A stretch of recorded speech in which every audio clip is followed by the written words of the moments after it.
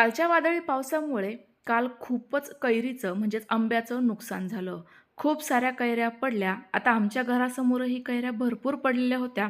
म्हटलं याची काहीतरी जास्त दिवस टिकणारी, तोंडाची चव वाढवणारी चटपटीत चटणी बनवूयात. जी फक्त मोठ्यांनाच नाही तर लहान मुलांना देखील खूप जास्त प्रमाणात आवडेल. अगदी मुरंबा म्हणून ते येता जाता अशीच खाऊ शकतील. आज आपण बनवतोय ताटाची डावी बाजू म्हणजेच तोंडाची लज्जत वाढवणारी, भरलेल्या ताटाची रंगत वाढवणारी चटपटीत अशी कैरीची चटणी. तर आपण मग लगेच या भन्नाट रेसिपीला सुरुवात करूया. त्याकरिता मी या ठिकाणी 1 किलो कैरी घेतली आहे.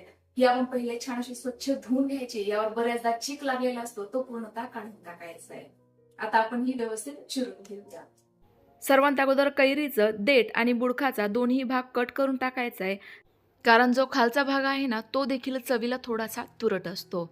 आता याची आपण पूर्णतः साल काढून टाकूयात. आता तुम्ही म्हणाला सालेमध्येच तर खरं जीवनसत्व असतं, मग ही का काढायची?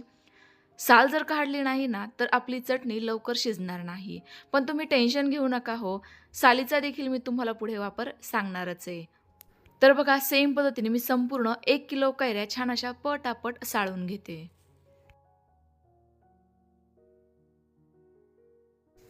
आपल्या संपूर्ण कैऱ्यांची मी पूर्णतः साल काढून टाकली आहे. आता ही बघा आपल्या या कैऱ्यांची साल. यामध्ये भरपूर प्रमाणामध्ये व्हिटॅमिन सी असतं, त्यामुळे हे फेकून देऊ नका.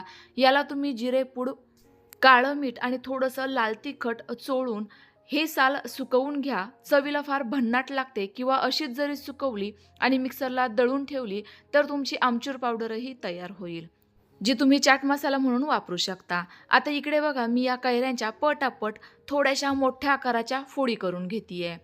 कैऱ्या आपल्या जास्तच कडक नाही आहेत, त्यामुळे पटापट चिरल्या जात आहेत. यामधील फक्त जे बी आहे ना, ते आपल्याला काढून टाकायचंय. तर बघा साधारणतः या साईजमध्ये मी या कैऱ्या चिरून घेतीये. सध्याला पावसाचं वातावरण सुरू झालंय आणि अशा या वातावरणामध्ये बऱ्याचदा भरपूर साऱ्या कैऱ्या पडतात. तर अशा कैऱ्या फेकून न देता तुम्ही त्याची देखील सेम पद्धतीची चटणी बनवून खाऊ शकता. फक्त ही चटणी जास्त काळापर्यंत टिकणार नाही, कारण त्या कैऱ्यांमध्ये थोडंफार पाणीही गेलेलं असू शकतं. कैऱ्या आपल्या संपूर्ण चिरून झाल्या, छान अशा मोठ्या मोठ्या आकाराच्या फोडींमध्ये कट करून घेतल्या. आता यामध्ये चवीनुसार काही सुके मसाले घालूयात. पाव चमचा हळद, पाऊण चमचा लाल तिखट आणि चवीनुसार मीठ. लाल तिखटना शक्यतो थोडासा डार्क लाल रंग येईल अशा पद्धतीचं वापरा, किंवा तुम्ही काश्मीरी लाल तिखट वापरलं तरीही चालेल. संपूर्ण मसाले व्यवस्थित असे कैरीच्या फोडींना कोट करून घ्यायचे, मिक्स करून घ्यायचे. ही कैरीची फोड अशीच खाल्ली तरीही जबरदस्त लागते. मी देखील खाऊन बघितली, पण मला काय जास्त ही कैरी आंबट वाटत नाहीये. आता यानुसारच आपण गूळ देखील चिरून घेतलेला आहे. लगेचच आपण फोडणीकडे वळूयात. त्याकरिता गॅसवर एक कढाई ठेवली. त्यामध्ये फक्त चमचाभर तेल टाकायचे. तेल अगदी कमीत कमी वापरलं तरी देखील चालणार आहे. अर्धा चमचा मोहरी टाकूयात. मोहरी छान अशी तडतडली गेली, फुटली गेली की मगच 1 चमचा कलोंजी टाकायची. याऐवजी तुम्ही तिळही वापरू शकता. पाव चमचा मेथ्या म्हणजेच मेथी दाणे घातले. अर्धा चमचा कच्ची बडीशोप घालूयात. अर्धा इंच दालचिनीचे 2-3 तुकडे करून घालूयात. 1 इलायची या पद्धतीने फोडून घालूयात आणि सोबतच 2 चिमूट हिंग घालूयात. ही संपूर्ण फोडणी हलकीशी तेलामध्ये परतवून घ्यायची आहे. आपला हिंग देखील अगदी छान असा फुलला गेलाय. संपूर्ण पदार्थ हलकेसे तळले गेलेत. लगेचच या चटकदार कैरीच्या फोडी घालायच्या आहेत. पुन्हा एकदा व्यवस्थित परतवून घ्यायचंय.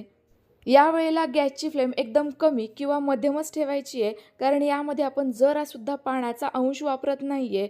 तर आपल्या या फोडी कढईला चिकटल्या जायला नकोय किंवा करपल्या जायला नकोय.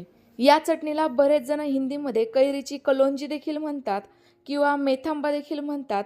चवीला भन्नाट लागते, त्यामुळे तुम्ही देखील आवर्जून करून बघा.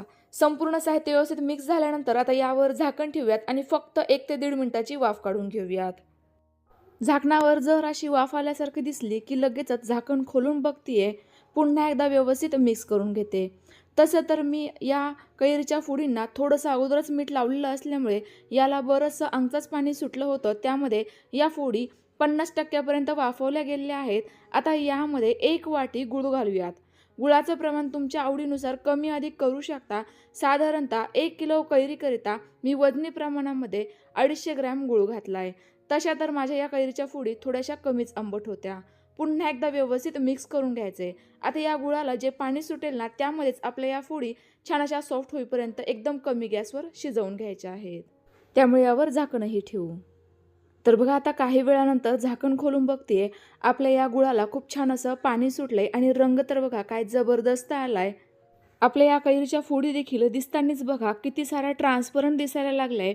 यातील एखादी मोठ्या आकाराची फोड तुम्ही दाबूनही बघू शकता. बघा किती छान अशी सॉफ्ट झाली आहे. जर ही 5-10% कसर राहिली असेल तरी देखील तुम्ही गॅस बंद करू शकता, कारण गूळ हा लवकर थंड होत नाही. त्यामुळे जरा वेळानंतर या कैरीच्या फोडी आणखी थोड्याशा सॉफ्ट होतात. ही कैरीची चटणी थंड झाल्यानंतर देखील आणखी थोडीशी घट्टसर होते. तुम्ही ही हवाबंद डब्यामध्ये किंवा एखाद्या काचेच्या बरणीमध्ये फक्त पाण्याशी संपर्क येणार नाही या पद्धतीने स्टोअर करू शकता. अगदी वर्षभर देखील आरामशीर टिकते. फ्रीजमध्ये जर ठेवली ना तर हिचा रंग देखील असून असाच राहतो, जरासुद्धा काळपट पडत नाही.